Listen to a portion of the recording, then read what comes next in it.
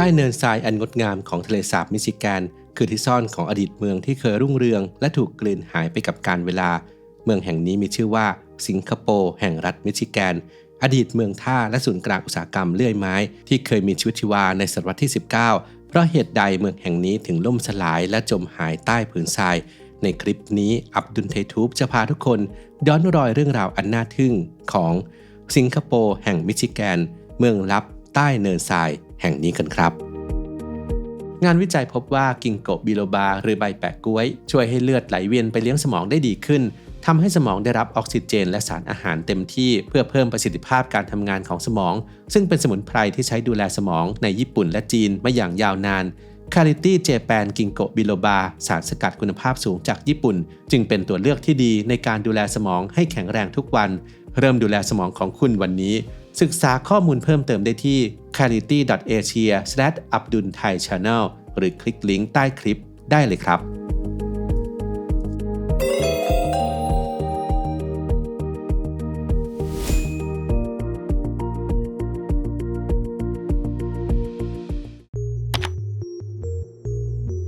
เรื่องราวของสิงคโปร์เริ่มต้นขึ้นในปีค.ศ.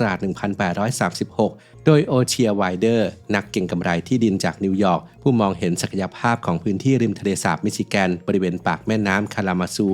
ไวเดอร์และหุ้นส่วนเชื่อมั่นว่าเมืองแห่งใหม่นี้จะสามารถเติบโตเป็นเมืองท่าสำคัญที่ทัดเทียมกับชิคาโกและมิลวอกกี้ได้พวกเขาตั้งชื่อเมืองนี้ว่าสิงคโปร์ด้วยความมุ่งหวังที่จะให้ที่นี่กลายเป็นศูนย์กลางการค้าที่ยิ่งใหญ่ดังเช่นสิงคโปร์ในทวีปเอเชียโดยที่ตั้งอันเป็นยุทธศาสตร์ณปากแม่น้ำคาลามาซูซึ่งเชื่อมต่อกับทะเลสาบมิชิแกนและรายล้อมไปด้วยป่าสนขาวคุณภาพสูงซึ่งเป็นที่ต้องการอย่างยิ่งในตลาดสหรัฐอเมริกาในขณะนั้น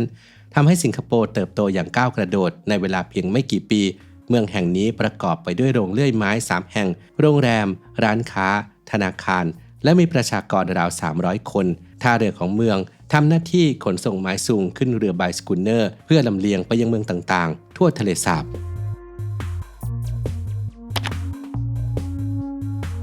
ช่วงทศวรรษที่ 1840 ถึง 1850 ถือเป็นยุคทองของสิงคโปร์แห่งมิชิแกนแห่งนี้อุตสาหกรรมไม้เฟื่องฟูถึงขีดสุดจากความต้องการไม้เพื่อการก่อสร้างเมืองต่างๆที่กำลังขยายตัวทางตะวันตกเฉียงใต้อย่างไรก็ตามความรุ่งเรืองนี้ไม่ได้ไร้ซึ่งอุปสรรคในปี 1842 ชุมชนต้องเผชิญกับพายุหิมะที่พัดถล่มยาวนานถึง 40 วันแต่โชคยังดีที่เรือสินค้าชื่อมิลวอกกี้ซึ่งบรรทุกแป้งมาเต็มลำได้เกยตื้นบริเวณชายฝั่งทำให้ชาวเมืองมีเสบียงเพียงพอที่จะประทังชีวิตรอดผ่านฤดูหนาวอันโหดร้ายนั้นมาได้ปัญหาอีกประการหนึ่งคือระบบการเงินธนาคารแห่งสิงคโปร์ที่ก่อตั้งในปี 1838 จัดเป็นธนาคาร YCAT ซึ่งหมายถึงธนาคารที่ออกธนบัตรโดยไม่มีสินทรัพย์ค้ำประกันที่เพียงพอและในที่สุดก็ต้องปิดตัวลงหลังสงครามกลางเมือง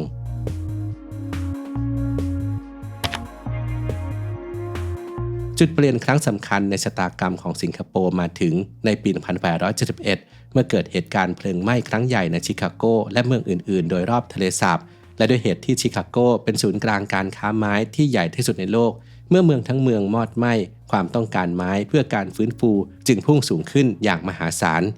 นี่คือโอกาสทองของสิงคโปร์โรงเลื่อยทุกแห่งทำงานเต็มกำลังการผลิตเพื่อป้อนไม้ให้กับชิคาโกดร. เอริก โกลันเน็กผู้อำนวยการศูนย์ประวัติศาสตร์ซาวกัตทักดักลาสระบุว่าช่วงเวลาหลังปี 1871 คือยุคที่รุ่งเรืองที่สุดของธุรกิจไม้ในสิงคโปร์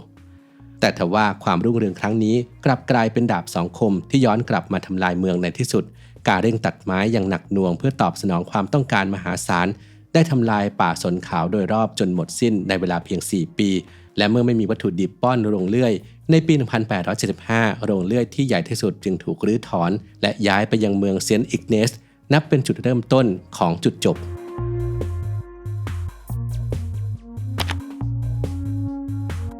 การตัดไม้อย่างไร้การวางแผนไม่เพียงแต่ทำลายเศรษฐกิจของเมืองแต่ยังเป็นการเปิดทางให้พลังของธรรมชาติเข้าทวงคืนพื้นที่ป่าสนขาวที่เคยทำหน้าที่เป็นเกราะกำบังเมืองจากลมแรงและสันทรายริมทะเลสาบมิชิแกนได้หายไปจนหมดเนินทรายแห่งทะเลสาบมิชิแกนที่ก่อตัวขึ้นจากกระบวนการทางธรณีวิทยามาตั้งแต่ยุคน้ำแข็ง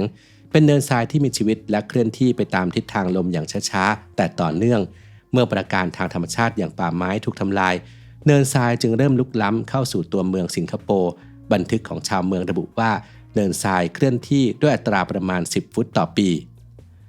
ภายในเวลาไม่กี่ปีทรายได้เริ่มกลืนกินทุกสิ่งถนนบ้านเรือนและอาคารต่างๆค่อยๆจมหายไปทีละน้อยมีเรื่องเล่าของคนท้องถิ่นที่กล่าวถึงชายผู้หนึ่งซึ่งอาศัยอยู่ในบ้าน3 ชั้นโดยเขาปฏิเสธที่จะย้ายออกแม้เนินทรายจะรุกล้ำเข้ามาเมื่อชั้นแรกของบ้านถูกทรายฝังเขาก็ย้ายขึ้นไปอยู่ชั้น2และเมื่อชั้น2ถูกฝังเขาก็ย้ายขึ้นไปชั้น3จนกระทั่งทรายขึ้นมาถึงหลังคาเขาถึงยอมจำนนและจากไป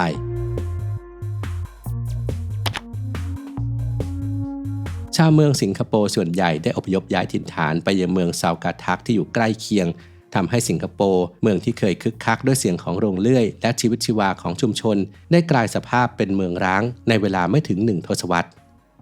ภายในปี 1875 สิงคโปร์ก็ถูกทิ้งร้างโดยสมบูรณ์และภายในปี 1894 เมืองทั้งเมืองก็ถูกเนินทรายฝังกลบจนมิดทุกสิ่งทุกอย่างจมหายไปใต้ผืนทรายหนาหลายเมตรเหลือทิ้งไว้เพียงตำนานและเรื่องเล่าขานที่บางครั้งเศษซากของอดีตอาจเผยโฉมขึ้นมาให้เห็นชั่วคราวเมื่อลมพัดหรือระดับน้ำลดลงก่อนจะถูกผืนทรายกลบฝังอีกครั้ง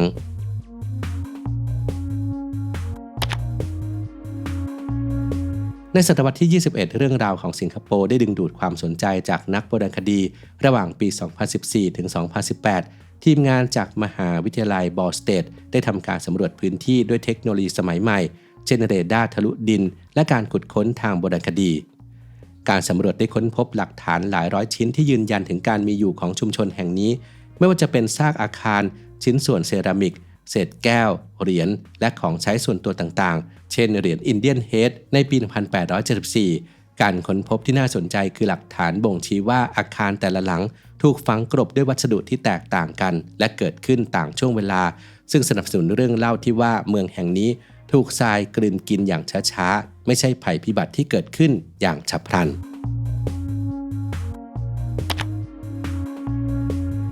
แม้เมืองสิงคโปร์จะเลือนหายไปจากแผนที่แต่เรื่องราวและตำนานยังคงถูกเล่าขานผ่านกาลเวลาเพื่อเติมเต็มช่องว่างที่ผืนทรายทิ้งไว้หนึ่งในนั้นคือตำนานเสียงระฆังปริศนาจากโบสถ์เก่าที่จมอยู่ใต้ผืนทรายซึ่งชาวบ้านท้องถิ่นอ้างว่ายังคงได้ยินแว่วมาในคืนที่เงียบสงัดนักวิทยาศาสตร์บางส่วนสันนิษฐานว่าอาจจะเป็นปรากฏการณ์เสียงสะท้อนที่เกิดจากโครงสร้างไม้โบราณนอกจากเสียงปริศนาแล้วยังมีเรื่องราวของสตรีคนสุดท้ายแห่งสิงคโปร์แพทย์หญิงผู้ปฏิเสธที่จะละทิ้งเมืองจนกระทั่งหายสาบสูญไปพร้อมกับบันทึกการรักษาที่เชื่อว่ายังคงถูกเก็บรักษาไว้ในหีบเหล็กใต้ผืนทรายแห่งนั้นนอกเหนือจากตำนานที่เล่าขานสืบต่อกันมายังมีร่องรอยที่เป็นรูปธรรมซึ่งเผยตัวขึ้นมาเป็นครั้งคราวการขุดค้นทางโบราณคดีได้พบวัตถุชิ้นเล็กๆที่บอกเล่าเรื่องราวชีวิตของผู้คนเช่นเศษกระจกจากโคมไฟน้ำมันโบราณหรือขวดแก้วสีมรกตสำหรับบรรจุยาแต่ที่น่าทึ่งยิ่งกว่าคือในบางปีที่ระดับน้ำในทะเลสาบลดต่ำลงจะปรากฏร่องรอยของถนนโบราณและรางรถม้าขึ้นมาให้เห็นปรากฏการณ์นี้ดึงดูดให้ผู้คนเดินทางมาบันทึกภาพความทรงจำที่หาชมได้ยากก่อนที่มันจะเลือนหายไปใต้ผืนน้ำและผืนทรายอีกครั้งมรดกของสิงคโปร์ไม่ได้ปรากฏให้เห็นแค่ในวัตถุโบราณแต่ยังคงแทรกซึมอยู่ในวิถีชีวิตและวัฒนธรรมของชุมชนปัจจุบันทุกฤดูร้อนชุมชนซาวกาทักที่อยู่ใกล้เคียงจะจัดเทศกาลสไลด์เนินทรายซึ่งเป็นกิจกรรมที่เชื่อมโยงคนรุ่นใหม่เข้ากับประวัติศาสตร์ของเมืองที่สาบสูญขณะเดียวกันโค้งน้ำในแม่น้ำคาลามาซูยังคงถูกเรียกว่าโค้งสิงคโปร์และหมุดสำรวจที่ดินตั้งแต่ปี 1837 ก็ได้กลายเป็นจุดหมายของนักผจญภัยยุคใหม่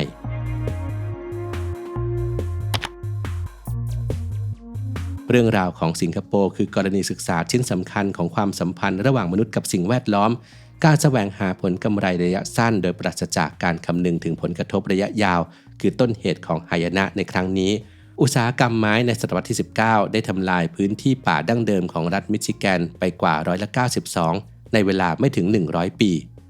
ด้วยเหตุนี้สิงคโปร์จึงมักถูกเปรียบเทียบว่าเป็นปอมเปอีแห่งมิชิแกนแต่สิ่งที่แตกต่างคือปอมเปอีถูกทำลายโดยภัยพิบัติทางธรรมชาติในขณะที่สิงคโปร์ถูกทำลายโดยการตอบโต้ของธรรมชาติจากการกระทำของมนุษย์เรื่องราวในอดีตนี้ยังคงสะท้อนมาถึงปัญหาสิ่งแวดล้อมในปัจจุบันทั้งการเปลี่ยนแปลงสภาพภูมิอากาศที่ทำให้เนินทรายชายฝั่งเคลื่อนที่เร็วขึ้นและระดับน้ำทะเลที่สูงขึ้นซึ่งส่งผลกระทบต่อการกัดเซาะชายฝั่งทั่วโลก